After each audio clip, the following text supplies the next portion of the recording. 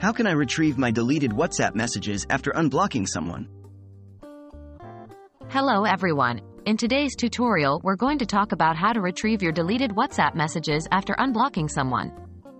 If you've ever accidentally deleted a message, or simply changed your mind about blocking someone, and want to get your old messages back, this guide is for you. Understand the WhatsApp message recovery situation. Before we dive into the process, it's important to understand that WhatsApp doesn't store your messages on its servers. This means that if a message is deleted, WhatsApp can't help you retrieve it. However, if you've backed up your messages either on iCloud or Google Drive, there's still hope. How to retrieve deleted messages from Google Drive backup. If you're an Android user, follow these steps. 1. Uninstall and reinstall WhatsApp from the Google Play Store. 2. Open WhatsApp and verify your number. 3. When prompted, tap Restore to recover your chats and media from Google Drive. 4. After the restoration process is complete, tap Next. WhatsApp will begin restoring your media files.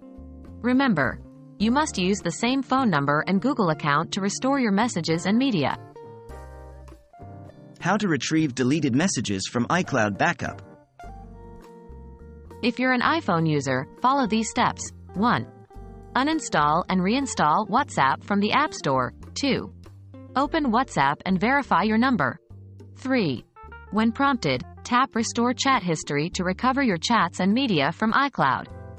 4. Continue the setup process. After it's complete, your messages will appear in the app. Note: you must use the same phone number and Apple ID to restore your messages and media. What if I haven't made any backups?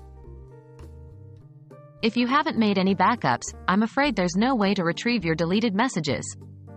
This underscores the importance of regular backups to protect your data. I would recommend setting up automatic backups in WhatsApp settings for future security. That's it.